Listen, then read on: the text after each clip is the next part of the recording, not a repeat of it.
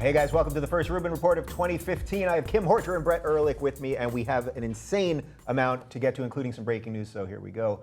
There was a horrific attack in Paris just within the last couple hours, and we've got some video from ABC News. 10 minutes after noon, a quiet Paris side street when a car pulled up, gunmen jumped out, and according to eyewitness video, which you will see and hear, opened fire with automatic weapons.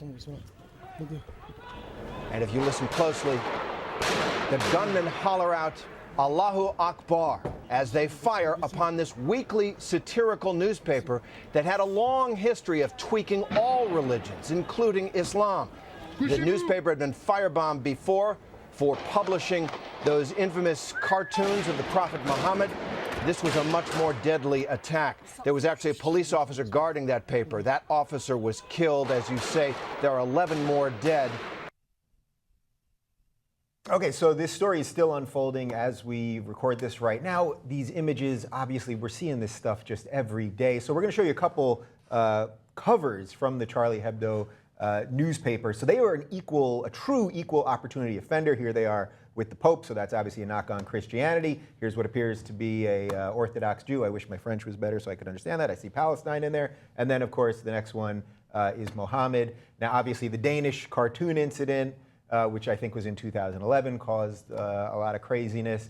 I feel like we're becoming just so insanely desensitized to this stuff. Like, I woke up this morning, I see a zillion tweets about it. You watch another video, people screaming, shots, and it's just like, well, it happened in Australia 2 weeks ago. France, they've been having all kinds of problems over the last couple of years. Anyway, like, how desensitized are you to this kind of stuff? I remember back when South Park did this, and it was, or was it Family Guy? Family Guy South definitely Park had made fun of it. Yeah, I don't remember who did what, but I definitely have seen a Family Guy with Muhammad in it. Yeah, they both have had Muhammad in them. Yeah, it was a throwaway, and then South Park made fun of them. They're like, well, we're gonna get revenge on America, and they made their own cartoon where they're like, I'm a fat American. I have babies out of wedlock, you know. Yeah. And it was, back then we thought, oh, it's so, it's so satirical and funny and original, but maybe you're right. Maybe we are a little desensitized to it now. Yeah. What do you think, Brett? First of all, how do you know that looks like Muhammad? It looked exactly the same as the comic before it. Yeah, it looked like the Jew. Right. So how do we know it's not a Jew dressed up like his friend Muhammad? That's another thing we need to clarify. And I'm sure Jesus had a friend named Muhammad. So. Yeah, for sure. Yeah. I'm just saying, like, the whole idea is there were never any photos of Muhammad or drawings or depictions, images. So we don't know if that really is what he looks like. I think it's just so right, but that's it's so presumptuous and so frustrating on the part of these militants. They need to understand outside of their little world that there's this whole big world. But they just don't give a fuck. Like, I get it. I get that. And I see that already on Twitter. People are trying to, like, rationalize it in a weird way. But I don't understand why, especially people on the left that should be for free speech, like, they just don't give a fuck. So what are we... Don't give a fuck in terms of, are like, okay, yeah, like well, what are we doing tomorrow? Right, like, they can listen to you and be like, oh, well, Brett Erlich said that there's a bigger world out there and we should respect other people's beliefs. But that's not in the very belief system. Yeah, here's the thing, is like, no one's gonna come to defense of the comedians, I don't think. That's the problem. And all the comedians are like, wait, we should be able to tell jokes. Shit, man, let's pay attention right now. But when you think about it, like, this isn't like a school of people was bombed. And even when a school of children is bombed, people do move on. It's such a difficult impasse that we're at. I honestly don't know. Right, that's actually a good point, because even when I prefaced this story, I totally skipped over what happened in Pakistan literally 2 weeks ago with 100-something dead children. So isn't that like the most perverse part of this? That they're attacking, basically this magazine is the equivalent of The Onion in France. So this is a true direct attack on free speech. Like, in a weird way, this is sort of the worst thing they could do, right? Do you feel that we're maybe giving them too much leeway and rationalization in that way? Like, oh, well, this is just what they do, and we need to work around it. I don't think anyone wants to work around it. It's just we don't know how to work through it. Yeah. Like, that's the problem. I mean, that's the danger, is people get, it feels like lazy and are just like, I don't know, whatever. I mean, well, what are we gonna do tomorrow? But I honestly don't know how to engage it. And I do think that if I'm giving them probably as much credit as they deserve, in that this is part of their tactic. This is the death by 1,000 cuts. This is, we can't like bomb Paris by and large. We need to go do all these little attacks so that it's more just this nebulous feeling of dread that you have. Yeah, I mean, do you that's guys- how terrorism works. Right. So do you think what they want ultimately is for the French authorities and the French government then to start cracking down on freedom of speech even more, becoming more afraid of allowing to show images like this? Thus, they don't even have to do it. Like that's sort of the brilliance of terrorism in a weird way. They don't have to take away your freedoms through terror. They just force the government to start restricting your freedoms themselves. Also, I think part of the strategy, it depends on who's perpetrating this, but if the strategy is to establish an Islamic State, this is part of the tactic, the strategy, this is the tactic that gets you to focus on Paris and not, the Middle East. Right. So now we're playing defense on our own turf. This is taking the fight to France so that France won't necessarily be more inclined, the more attacks are perpetrated on the streets of France, the less inclined the French government will be to not necessarily police around Paris in terms of like free speech, but more like contribute to the effort to put down ISIS. Yeah. Do you guys think that in a weird way this actually might sort of help? Look, in America we have a different free speech than they have in Europe. They don't have the First Amendment the way we have it here. Like which freedom people, of the press? Or? Right. Well, they don't have it fully. You're not allowed to deny the Holocaust. There's different hate speech rules, things like that.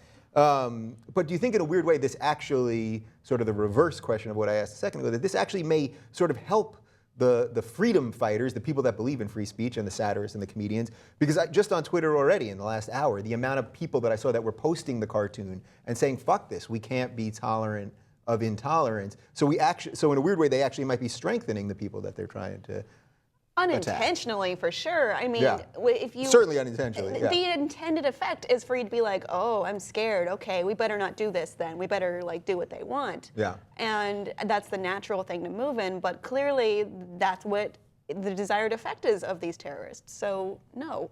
Yeah. All right. Well, certainly there's no answer to that. And since this thing is still unfolding, we will find out. The world is coming to an end, people, but fear not. CNN is going to walk us through it. That's right. Some video leaked, I guess, this week showing what CNN has planned for when the world comes to an end. But before we get to the video, let's look at a statement from CNN's Ted Turner. Barring satellite problems, we won't be signing off until the world ends. We'll be on and we will cover the end of the world live, and that will be our last event. We'll play the national anthem only one time on the 1st of June, the day CNN launched, and when the end of the world comes. We'll play Nearer, My God, to Thee before we sign off. Okay, so that's what he said originally when they came up with this idea that the world was going to end and that they have to do a little quick programming. So now let's watch the video.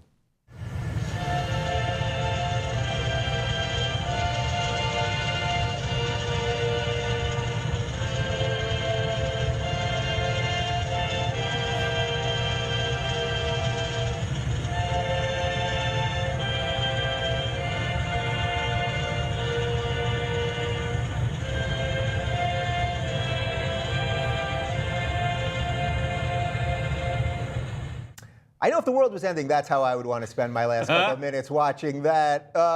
Look, media outlets, they have to prepare for shit, right? There are obituaries for everybody over 50 that they have stock stuff ready to go. Every now and again, you see them get leaked online, and it'll be like, not to be published, and they accidentally reveal that someone's died, and they haven't and all that. So I guess this is just them doing their due diligence, no? I used to work for a news company, and we did have obituaries, things that we would use in case if there was a natural disaster. But then that would lead into a live reporter doing something that is more timely. It was funny because I saw it said HFR, which is like newspeak for hold for release. Yeah. End of the world. And it's So just, good. wait, wouldn't we want maybe an updated film file of better quality? Yeah, or like just If the world is ending, I mean, let's do it in high def. Right, like have they updated that is the question. When Jeff Zucker took over CNN, did he say, guys, let's update the end of the Let's world? do a hip hop version. Right, something, It's the late 90s. And then it's like, oh, here we go. Katy Perry singing, Nearer, My God, to Thee. Like, why? That's what we'd have now. That's what we Katy would have Perry. now. We Yeah, should do yeah, it yeah. every few years. We need to update. Definitely not the it's in 4:3, the original video. Yeah. And how about that ambient noise? By the way, we have noise canceling audio programs now where we can get rid of that low rumble in the But background. didn't it remind you of something that would air maybe like in a disaster movie? Yes, it felt- just on a flickering TV Yeah. as the embers of society burn out. It definitely looks like the beginning of a commercial on the first day of MTV before like Sammy Hagar Yeah. comes in like. "Pew, pew, pew, pew, pew." Yeah, you stiffs. Yeah. But there was another thing I thought about this, but I've forgotten it. All So, right, well, that's all right. What are you going to do when the world ends? Like the idea that anyone would be sitting there, you know the world ends. So look, the world's ending. So I assume this means aliens are attacking or global warming. But if it's global warming, that's going to happen slowly. So this strikes me more as like, we know a comet's coming. You got 5 minutes left. You're not going to be watching TV, wouldn't you? What would you do at the end? You got 5 minutes left. What are you doing, sister? Dave, if it's zombies, I have sword training. I'm going to go out there and I'm going to live. You'd be the Michonne of our network. Maybe. Yeah, you would be. I believe that. I Yeah, believe she'd that. definitely be the Michonne. You would be the. I'd be the first, the little girl who's like going like this in the first scene. You know, like I would be that. I was going to who peg died you first. I was going to peg you as the scientist with the mullet. I don't know why. Yeah, right. Yeah. I'll know way back. What would I do? Wait, if what it would you was- do? You got 5 minutes left. Meteors coming. The aliens, the zombies. I don't know. Take my pants off or Vampires. something ridiculous. You jerk off. That's Yeah, what you probably do. just make. You know, I want to have a little bit of pleasure the last few minutes. What I like about this video though is it's like there's so much pressure not to play it before the actual end of the world that I Right. doubt they'll ever get a chance to play it. Well, that's the beauty. Like all hell's breaking loose, and like, what? Are you gonna send some PA or some intern? Don't forget to press the button on the like. That's guy- who I am. It's 5 gonna minutes stick left. around and do that. Right. I'm the Is it person- Wolf Blitzer? Wolf Blitzer is gonna press the button. Blitzer, you know, Blitzer, I'm carrying him up to the camera and then I'm slowly crawling toward the tape. Get it in there to make sure it plays before the world ends. So dramatic. Yeah. So dramatic indeed. All right, let's move on. Have you seen the show Strange Addiction? We've talked about it a bit before, and the clips, everything that they do goes viral because they get clips of people that like to eat toilet paper. There was a woman who I think was in love with her couch. Then we saw this one, which I thought was kind of interesting. This is about female maskers. Okay, you have to put in a lot of powder so you don't stick to it. And this is why I do it over the bathtub, so it doesn't make a big mess in my bathroom.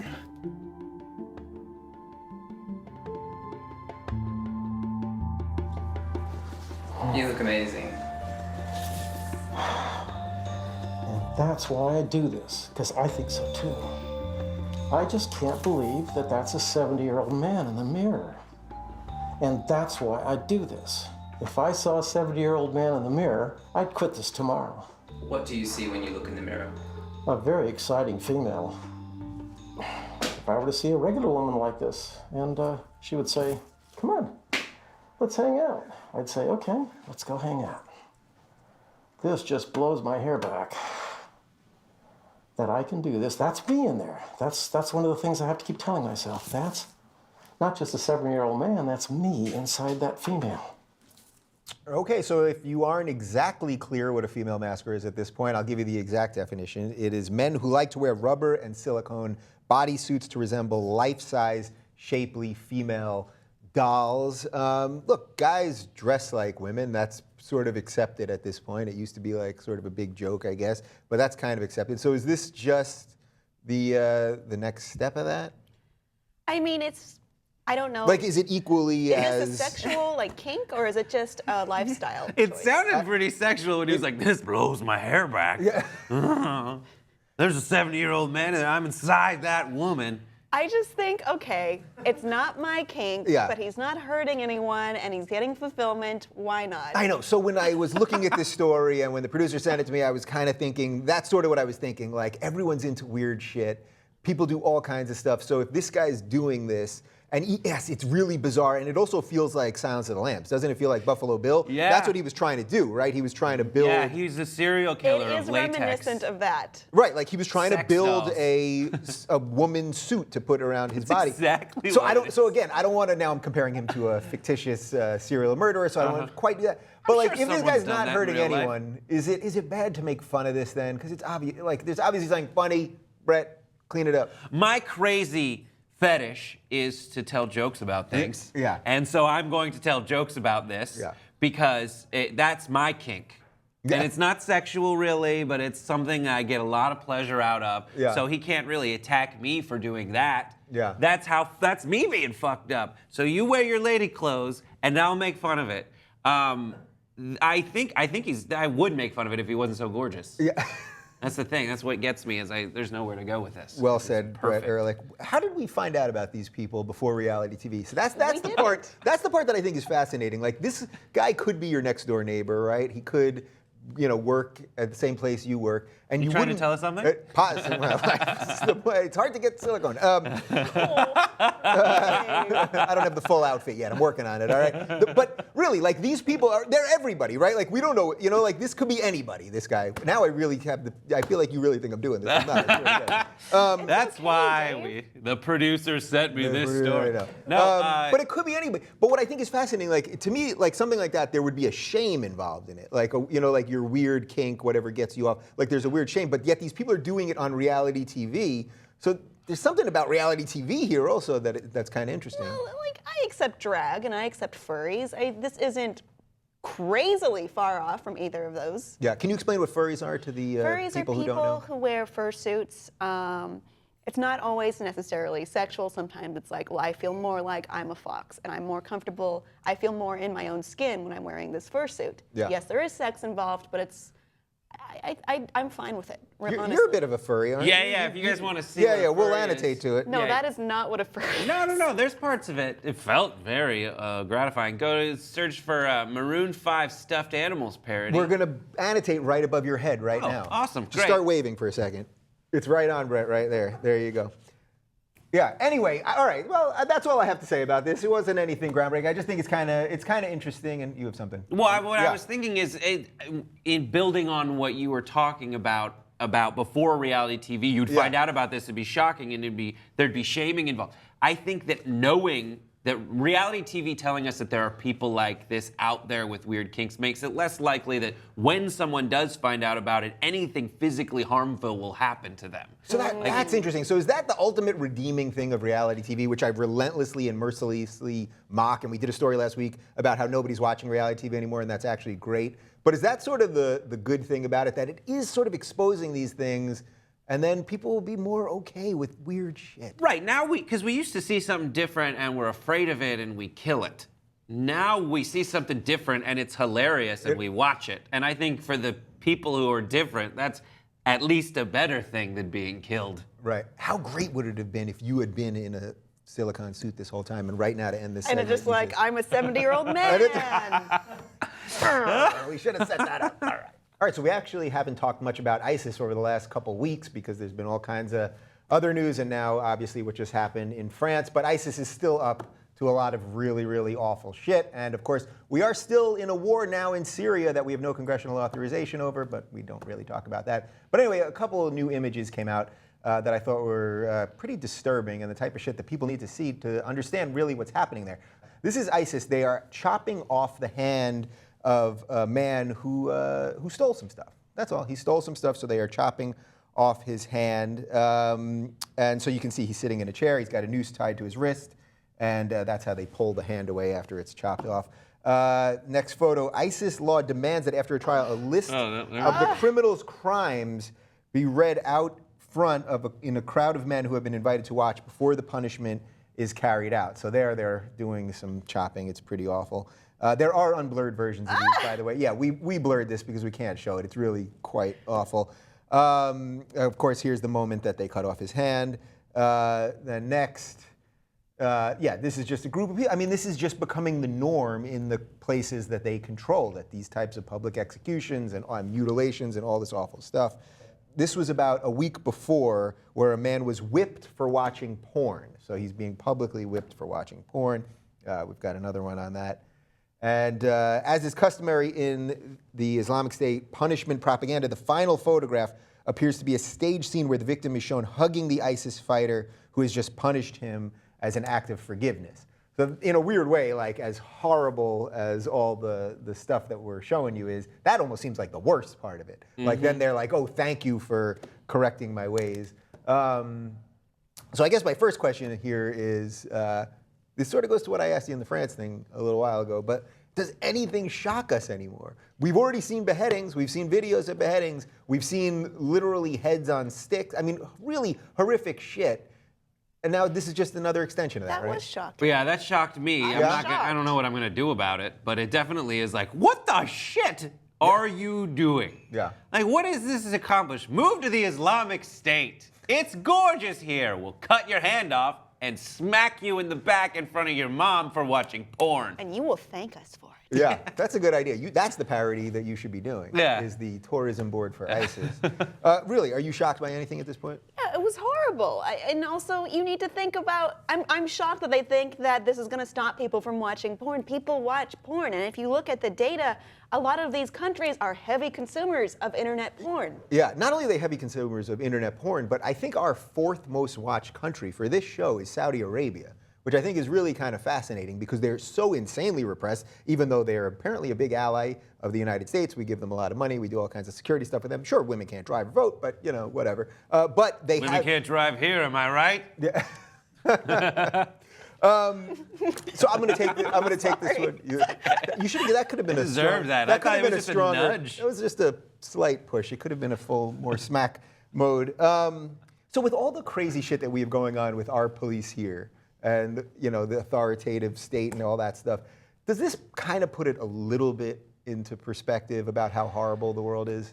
Yeah, it does put it in perspective. That doesn't mean we shouldn't stop like fighting for No, of course. a more perfect union. But yeah, it does. I mean, it's like, I'm so happy that I live here. You know? Yeah. I'm so happy that Well, that's what I don't. mean. Do we forget that a little bit? Of course, I'm not defending any of Right. the surveillance state or any of that shit, which we relentlessly attack here all the time. But a little bit of that. Do we forget, like, that we actually do have it pretty good? Yes, it's a fucked up system. We have racial inequality and financial inequality and all that. But like, it's pretty good here. Right. It's like when you go to your Thanksgiving dinner and you're like, oh, my family's crazy. And then that one time you're like out of town and you go to someone else's and you're like, no, these people are fucked up. Yeah.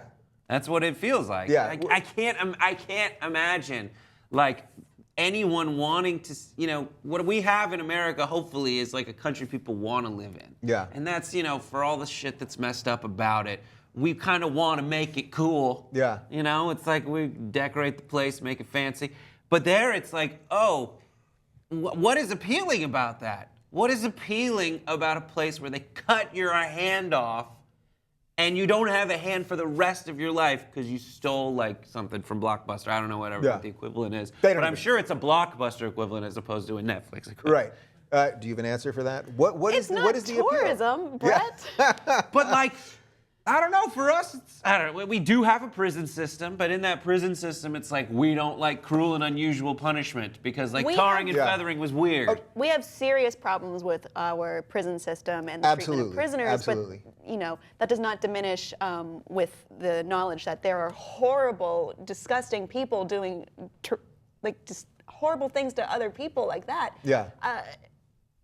We are lucky in a sense, but that doesn't mean we should stop striving to always be better. No, of course. I think that goes without saying that, of course, we can do better and we should do better and all that. But do you take, when you look at this stuff, like, to me, this is the irony of America. Like, everyone loves to hate us and we love to you know, make fun of the system and all that. But without us, also, like, when shit goes down, everybody also wants us there. So is this like the ultimate irony of American life? I mean, yes, that it is, but like there's also another interpretation of that where it's like, oh my God, America is that crazy neighbor with the gun. We Right. don't want to have to go there at all. We don't want to. We don't want to have to talk to them. We don't want to invite them to dinner because they'll be like, we'll go shoot stuff in the backyard. Like, at least that's the perception of it. Yeah. So that still doesn't mean that, I mean, they need us because we got a big gun, but like, it isn't necessarily everything about us that they like that led to that. if Right. that makes All right. Well, can we at least all agree that hand chopping off bad? Whipping for porn bad. Am I right, Kim Horcher? That's right, unless that's part of the porn and you like it. Did you guys know there's porn online? Apparently it's true. They're both freaking out. Look at the two of them. That's a totally shocked. I'll be back. I'll be back in a second. Gotta go check that out.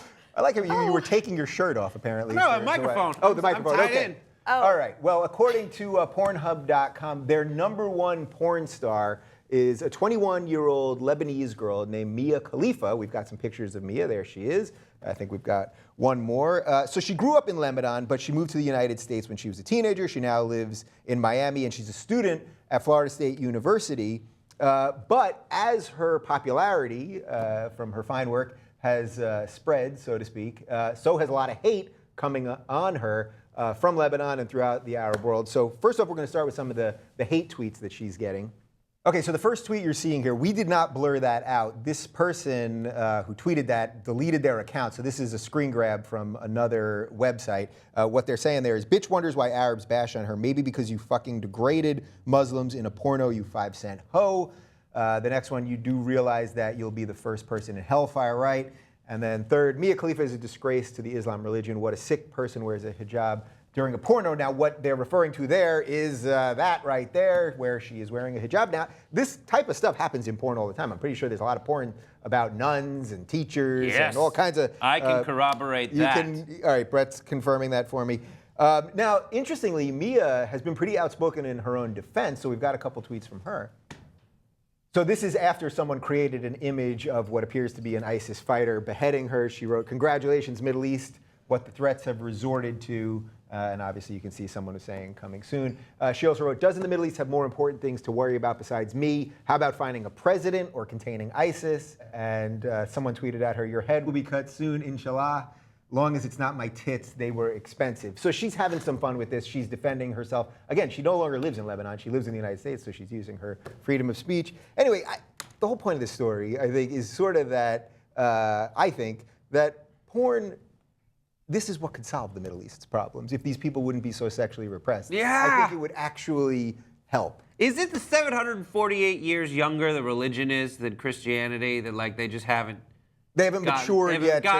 Mature into immaturity. Yeah. Right now they're being very mature. Right now they're being like, we're sticking to our rules and our guns, and this is what we do, and we're not going to give an inch. It's a very teenage response. Yeah. Now they need to get into like, oh, I can masturbate. It's fine. Yeah. You know, I'm not going to kill anybody. In fact, it makes me feel better. So actually, is that part of it? Because people always say this, that Christianity, which is older than Islam, it went through its really terrible period. So this is only the natural extension of religion, sort of what's happening right now. The natural progression of religion is to be like, you know what, we all masturbate, like, let's get over it. Right, like to be really fearful of it, and then eventually be like, oh yeah. It took Catholicism till today to get a cool pope. Till right before we started this show, they just became okay with it. Yeah. I mean, I'm not Catholic, but they had really cool popes back in the day. They were like sleeping around and doing all that stuff, but they were also like denying it and doing terrible things. Yeah. But like now, I mean, you got some time. Now that's not to say that all Muslims are like that, of course, etc. But like this arm of it is just so insane. You gotta stop it. But I think there would be, if someone's doing Jesus porn and for all those nun porn things, maybe not death threats, but definitely like. Is there Jesus porn? Oh, I'm sure there is. But so this is another rule of porn. If you ask the question, is there blank porn? The answer is already yes. Right. And that's sort of why I wanted to do this segment on this show, because we started with the thing in France, then we just talked about ISIS, and this story, this is so obviously linked to me that if people aren't free sexually and can get their sexual shit out in an appropriate way, then that's fertile ground. I think that's what Bill Maher says. It's fertile ground for extremism, right? Yeah, absolutely. Fertile is a nice fertile. You like the fertile. Seriously though, but joking aside, this girl is extremely brave, don't you think? Like as a female and as someone that's public and putting her stuff out there. I mean, at first, it's always the first person to do something like this is going to see a lot of resistance and a lot of danger and threat. And it's not fair to be like, oh, she represents Muslims and she's degrading. Of course. Us. She's one person, and you know what? She's an American, and I support that. Yeah. And she's the #1 person. And I think she's the #1 person on Pornhub because I think someone retired. What? Yeah, that was the thing. Is like someone. It was a Christian porn star. And it was like, I need to pass it on, and now she's the #1 person on Pornhub, and she's blown up like overnight. Yeah. She's gotten like a day ago she had 70,000 Twitter followers. Now she has 100,000. By the time this goes up, who knows? Yeah. But she's also going to come stay with us when she comes to Los Angeles. She's tweeted. because we tweeted at her, my girlfriend and I. So Really? Yeah, definitely. She's gonna come hang out with us. You know how many times you said "come" in that sentence? Yeah, 3 times in So, one sentence. Not subconscious. Brett's up Very to something. overt. On that note, Mia Khalifa, I would love to have you on the show, so let us know. So we've talked about this a bunch, but it seems to me that President Obama wants it every which way on marijuana. In December, he did something pretty good. He basically told the Justice Department that the feds will no longer get involved with the states' rights related to medical marijuana. Okay, that's pretty solid. Then, just a couple days ago, he had the Department of Justice filed a defense of marijuana's classification as a Schedule I drug. That is the same classification that heroin has. We've got a statement from the Assistant Attorney General. This is Gregory Broderick. He said this psychoactive addictive drug is not accepted as safe for medical use at this time, even with medical supervision. So you really need to kind of wrap your brain around what's going on here. The states are passing this thing one at a time. It's happening just like gay marriage. It's all good. There are people that have cancer and AIDS and all kinds of other diseases that are using this for medicinal purposes, and they're not having all the horrible side effects that all the big pharma drugs are giving them. Then Obama's on one hand saying, okay, the feds aren't going to get involved, and then on the other hand is saying the complete reverse. What that quote is the complete reverse of what the actual facts and science are. I really don't understand this about President Obama, and I think this is something where he is failed epically, actually, because it's such terrible mixed messaging. Please explain to me what he's up to here. Well, what he's up to is, hopefully, is that thing that your parents do, or you're like, he's like, don't, I'm gonna say this, but like when it's just us hanging out, that I'll tell you what I really feel. So he then turns to the camera and goes, we at the federal government believe that marijuana is terrible for reasons of probably elections and voting. Okay, cut. All right, so if you want to smoke weed, just don't get caught. That's what it is. And I get it, and that's what he did with gay marriage before he came around with gay marriage, because everyone knew he was okay with it. This is backward. But this is completely backwards. Can we just throw the quote up for one more second? Because it's really important to understand what he's having his people say. This psychoactive, addictive drug is not accepted as safe medical use at this time, even with medical supervision. I mean, I know people that are using marijuana for medical reasons, and also I know plenty of people that smoke pot. I've never, truly never, and someone is welcome to correct me in the comment section, I've never seen someone addicted to pot. No. George Carlin used to do something about how, one day most people that smoke pot, they're like, all right, I'm done smoking pot, and they stop smoking pot. Or they're like, you know what, I smoke pot every day, now I'm gonna smoke it once a month. And so what, I just don't get, so what is, this is about votes? Because the votes are showing that most people actually at this point are okay with medical marijuana, so what is he up to? Lobbying interests. I mean, the article you gave me was, I think, equivocating marijuana to heroin. Well, that's what the Schedule I classification, that's what they're doing. People aren't prostituting themselves over pot and quitting their jobs and losing their families and ravaging their health and their appearances. It's No, they're just buying Doritos. But just to be very clear, that's and not that from helps the economy. Yeah, but just to be very clear, that's not from the article that I'm sending you. That's the way the government is classifying it. So that's the government. Yeah. It's so weird. Well, there's other ways to interpret this, because there are a lot of people who are trying to get into the medicinal marijuana growing industry and the recreational drug industry, like people in Colorado and Washington. The problem is, like, for them, they're like, yeah, we're allowed to grow it, we're allowed to sell it. The money we get from it, we can't put in banks because of all the federal laws. Right. All of that, it still can be construed the opposite way, which is Obama is telling us that it's okay, for states do what you want, but there's another way to interpret it where it's like, he's telling us that, but he's still trying to end medicinal marijuana use and recreational drug use a different way, getting him at the banks. Right, precisely. So that quote right there is a direct attack on medicinal marijuana. So he's pretending that he's being cool with marijuana, not just the recreational side, but he's actually attacking the medicinal side. And that's the part that I just simply don't understand. And honestly, I think that's a way to win the battle against Obama, is just kind of be like, guilt him into being like, I thought we were cool, buddy. And just to be like, you used to be the cool dad, and now you're being kind of a dick. So is truly what's going on here that big pharma, which obviously gives a lot of money to politicians, and nobody's above being bought, and even as a second-term president with only 2 years left, that he's still at the whim of people that have given him a lot of money. And since there isn't big money yet behind weed, I think there will be, and especially as it gets passed more recreationally, and eventually Starbucks or somebody's going to come in, and you're going to be able to get weed at a chain store. But until then, politicians lead from behind. The other way, I mean, look at heroin, right? Heroin is classified as a Schedule 1. Yeah. Which is like, I mean, try to keep to a schedule after you've done heroin, am I right? Waka, waka. But but then you can still get morphine. Morphine Right. is a pharmaceutical version of it. That's okay. So Right. by saying medicinal marijuana, maybe he's distinguishing from whatever synthetic, THC derivative is going to be sold by Eli Lilly and Merck and the people who are paying for that statement to get Right. made. All right. So final thought on this. You don't smoke weed, right? No, Do you fear weed? no. And do you fear that someone that is sick, that is smoking weed to help themselves, that's somehow going to infringe on your personal rights or destroy your I life really in any way? don't see how it could, Dave. Well, this segment is ending right there. There, you see what you did? A 72-year-old grandmother has shocked her friends and some of her family by announcing that she's in love with her grandson. Yeah, that's right. There they are, the cute couple. Oh, lordy, lordy. Yeah, she's in love with her 26-year-old grandson, and they released a statement about their love. No. Well, here's just some info first. Her daughter put him up for adoption when she was 18 years old. When she passed away, he tracked down his long-lost grandmother, and they quickly fell in love. So that's how this all came to pass. So she didn't know him for the first 18 years. So that makes it a little better, I suppose. Here's what Grandma said. From the first moment that I saw him, I knew we would never have a grandmother-grandson relationship. For the first time in years, I felt sexually alive.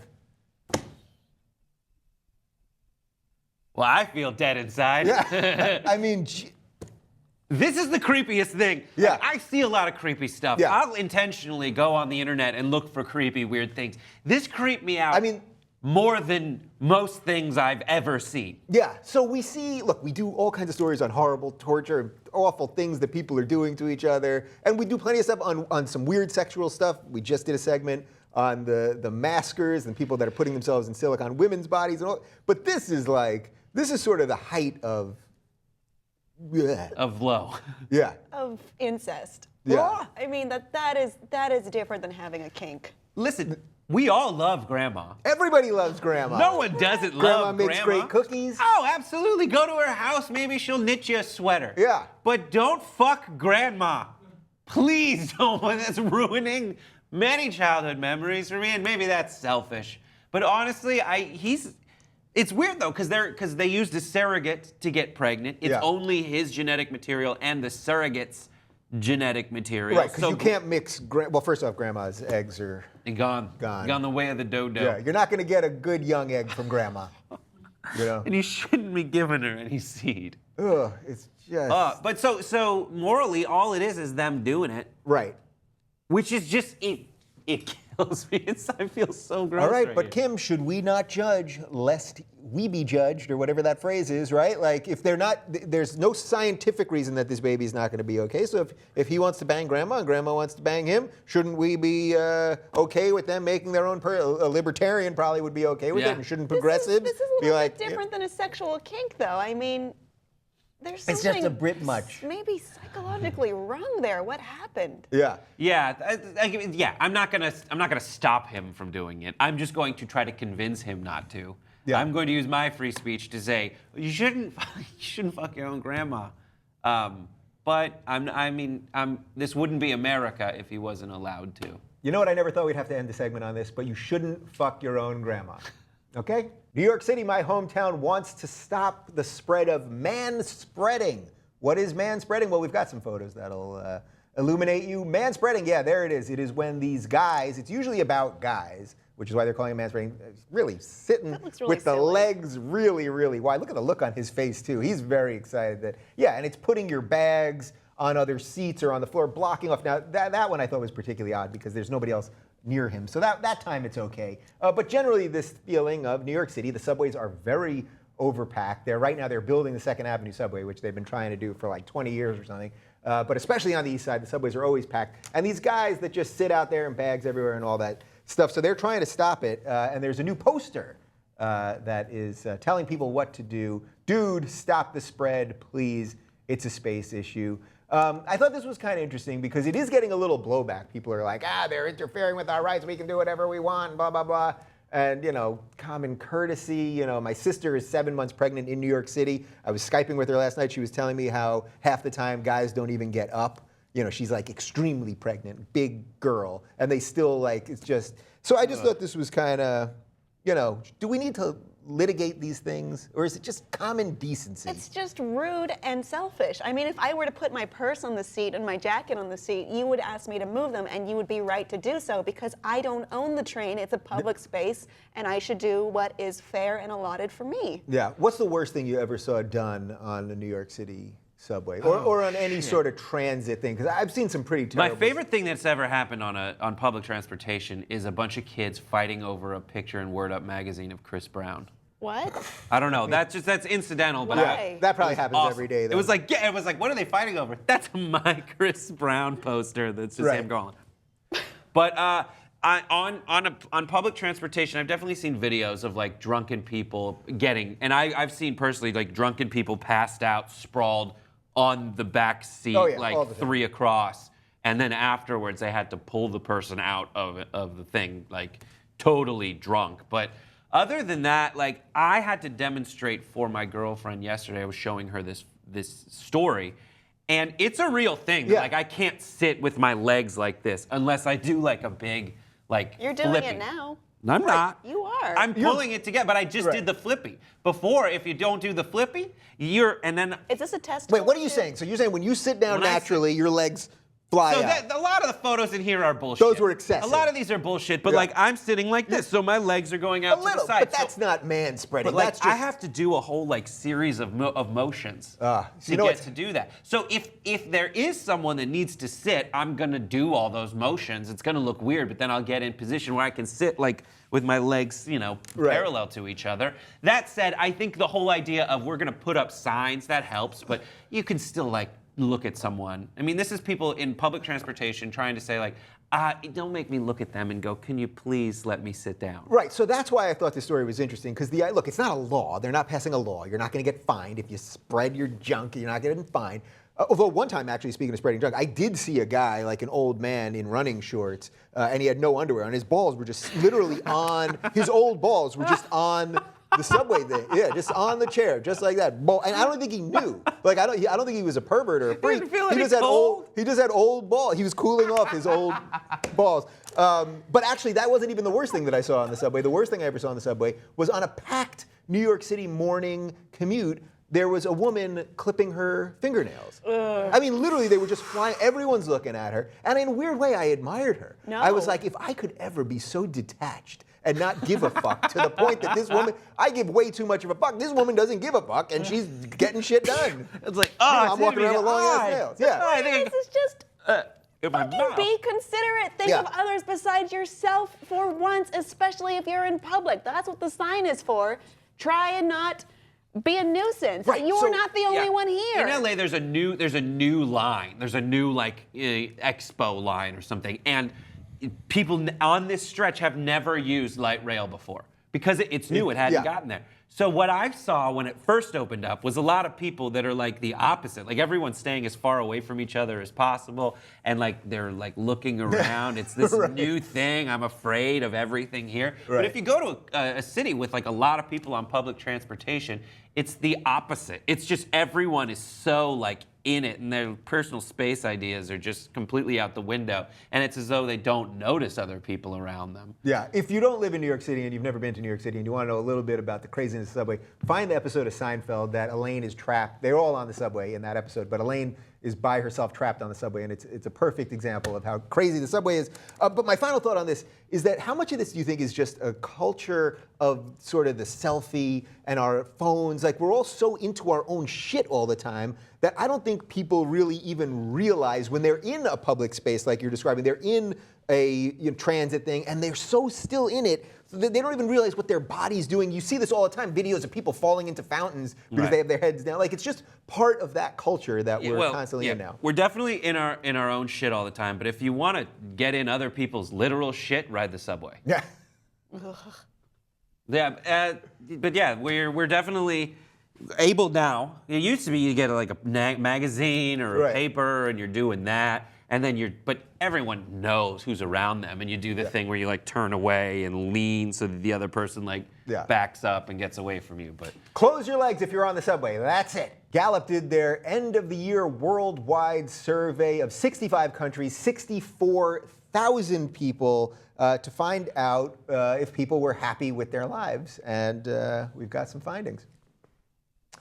Fiji is the happiest country in the world. 93% of people in Fiji said they were happy, while Iraq is the least happy. I guess that's no surprise there. Only 31% of Iraqis are happy. 70% of people worldwide say they are happy with their life, up from 60% last year. I think that's fascinating. Wow. 42% believe that next year will be one of economic prosperity for their country.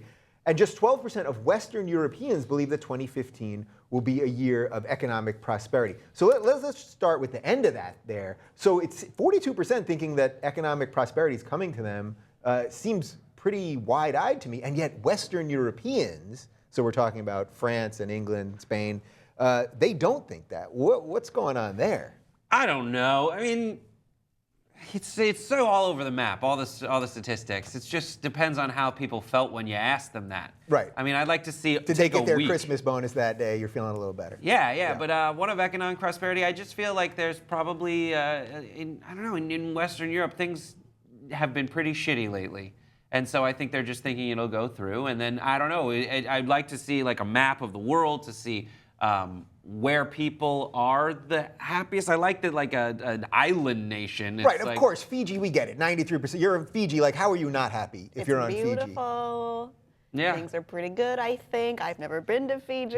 But it Water's seems pretty. delicious. The water, yeah. It's even square. in a good package. The water, those bottles, the square bottle, it's very nice. It's very, for everyone sure. likes square bottle. Can we just go back to the image one more time for a quick second? So the other part that I thought was interesting is that 70% say they're happy with their life, which is up from 60% last year. So that means, we hear this all the time, that everything's so shitty. And we've talked about this a bunch on the show lately, how it seems like everything's awful because we're so connected. So we can all see the horrible things that are happening everywhere all the time. But actually, maybe things aren't that terrible. Yeah. 70%. It's good to see that 70% of the people are like, despite all the shit I've seen, Yeah. it's gonna be okay. Yeah. That's good. I wonder if that seems like you can round, that's encouraging that might be like the default human setting. Yeah. Is like, it'll be better next time. It's the first step to actual prosperity, I think, is having a good attitude and, pushing for more. But at the same time, we also, at least, maybe in the U.S., we have this feeling that, don't get content with anything. Keep pushing for more. Do better. Get more. Get the next thing. But do you think we have a little bit of that Western European thing going on in the United States? There definitely is a sense here, I think, that our best days are kind of behind us, which is also almost like a self-fulfilling prophecy in a way. Like if you start thinking it, I don't think it's actually the case. Things were racist as shit back in the day. Yeah? I mean, it is getting a little bit better, at least socially. Yeah. I think a lot of people would probably argue with that, but I think that probably that's we still have huge problems, clearly. It's better than slave days. It's better than that. And Obama says that too. He's like, it's better. It's not perfect, but come on. Yeah. Like, well, I did think that was interesting when Obama said this week about how race relations are better now, and then he was getting such shit for it. And it's like, I get it. There is bad stuff going on, but it's way better than it was 20 years ago. It's so much better. It just is, and that doesn't mean the police are doing the right thing. Like, it's just all of it. Gross. Where no one's resting on their laurels here, but let's put things in perspective. There's those things where what kind of teacher do you want? Do you want the teacher who's like, no, it's terrible all the time, life sucks, and we got to get better? Or the one who's like, okay, yes, here are the areas we can improve on, but I also want you to know that you're making progress. Yeah. And I know it doesn't feel that way for everybody, and that's fine, but we're still improving, and what shows how much more we can improve is the fact that we've improved, so let's acknowledge that. Right, because if you don't acknowledge it, then it's hard to move forward, and I think we do get lost in that. Final thought on this, what is your definition of happy, Kim Horcher? Being personally fulfilled in my career, I think. That's it. Career, you're good to go. I feel like there might be part of me broken because I don't really care about getting a boyfriend or husband at this point. I don't give a shit. Let's make this career happen. Wow, all right. Brett? Me? I'm manspreading right now. Yeah, so you it's are. Look at this fine. guy. I got to the point where it was so uncomfortable. I had to manspread. He is, if you don't know what manspreading is, we just did a segment on it. Annotation right there. He is sitting with his legs wide open. What makes me happy? It's if you comment and like right down below. So the New York Times just published a piece that I thought was kind of fascinating about kids' spas. Yeah, full-on kids' spas, places called things like Sweet and Sassy and Seriously Spoiled Salon and Spa. Ugh, that sounds just awful. And literally, they are targeting kids. I'm talking about 7-year-old kids. They're giving them facials. They're offering kid-friendly music, banana-scented facials. They're driving around in limos. And of course, they use age-appropriate vocabulary. Customers are princesses, and toes are piglies. Yeah, so look at this. I mean, look, if you, I don't know how old, let's say those girls are maybe 10, 12 or so. If you are 12 years old and you need to put cucumbers on your eyes, these are not the kids that need that shit. These are the most pampered princesses on the planet. I mean, this is literally going on in New York City right now. Yeah, so I thought this was interesting because we live in a time where we always talk about the 1%, even though it's really the 0.1%, and this middle class is disappearing, and the huge lower class that's expanding, and it's like, wow, people could be so detached that you're sending your kids, your already pampered kids who go to private school and have every advantage on earth, and I don't begrudge them any of that. But then you're sending them for cucumber facials. Is this something they need to learn? That we need to like teach them from a young age? I like it. It's the parents. The parents are going, I want them to be shitty early. I want to teach them how to be shitty right out of the bat.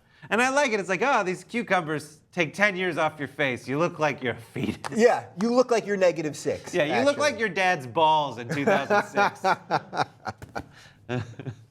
I don't think she liked that one. You didn't like that. Really, but in a weird way, are these people setting up their kids for like a really horrible life? In a weird way, because there's a good chance that these kids will not be as successful as their parents. So when they're 8 years old and they're getting facials and being driven around in limos, there's a good chance that they're going to be less well off economically than their parents, and they're going to go, shit, when I was 8, those were the good old days. I was having caviar. Welcome to the real world, baby. Oh, You gotta work. Yeah. Unless you got a trust fund, which you probably do. They probably do have a trust fund. They absolutely have a trust fund. I was trying to find some silver lining here. There's no silver lining to this. I hate to break this to you. Nothing. I hate to burst that. I hate to rain on your parade with this shitty truth, which is these kids are going to be bad unless there's that moment where they're like, oh my God, I can't believe I'm this terrible. Or maybe if the parents are smart and they probably won't send them to the spa. But if these parents are smart, they're like, here is living well, okay? Yeah. So we're going to take you to the spa. Now, to justify that, we're also going to make you work. We're going to show you what we do in order to provide these nice things in life. And I'm pretty sure that's not going on. I'm pretty sure. What this was making me think was when I was a kid and I was maybe 10 or 12, like I remember I really, really wanted to have a birthday party at Chuck E. Cheese. Yeah. Like I had a couple of birthday parties at bowling alleys, and I was like, this year I want Chuck E. Cheese. And I remember that was like I think it did end up happening, but like it was a struggle to make that happen with my parents. You know what I mean? That was going to cost more, blah, blah, blah. But I wanted Chuck E. Cheese. Chuck E. Cheese happened. God bless them. But like just how different. You know what I mean? Like everybody grows up in such a different thing. I'm sure someone else would have grown up thinking that a bowling birthday party wouldn't have been the greatest thing. It's all relative, is my point. Yeah, and it's so. Look, she's got such admiration. What was for your me Chuck E. that I Cheese? like Chuck E. Yeah. Oh, I Was got Chuck E. Chuck E. Cheese. You got Chuck E. Cheese. Yeah. What was something that you wanted really bad that you had to like work for? There was like a big like compromise made where it's like, all right, we'll give it to you. Well, but like you need to dress like you're cool when you're in elementary and middle school, Yeah, and for those sure. clothes are expensive, and your parents are like, hell no. So it's like, okay, you can have an allowance, but you have to work for it. You can buy it your damn self. You know if what's funny? earn I it. remember in like 6th grade or something, Champion T-shirts. Just Yeah. a simple Champion T-shirt was like the coolest thing you could have. And all my friends had like 10 of them, different colors every day. I had 2 Champion shirts. I wore them every other day. I had a blue one and a red one, and that was my spa. That was my personal spa, and I was happy. yeah, me just beluga caviar, mom. Not that shitty run-of-the-mill, whatever the fuck caviar you're giving me. Beluga. Is that so hard? You surf. I'd like to thank the Beluga Caviar of guests, Brett Erlich and Kim Horcher. Their Twitters are right down below. Don't forget to like, comment, subscribe, all that other stuff. And you guys want to hit the spa? Yeah, let's do it. Let's do it. We'll meet some of the kids and hit the spa. All right, let's go.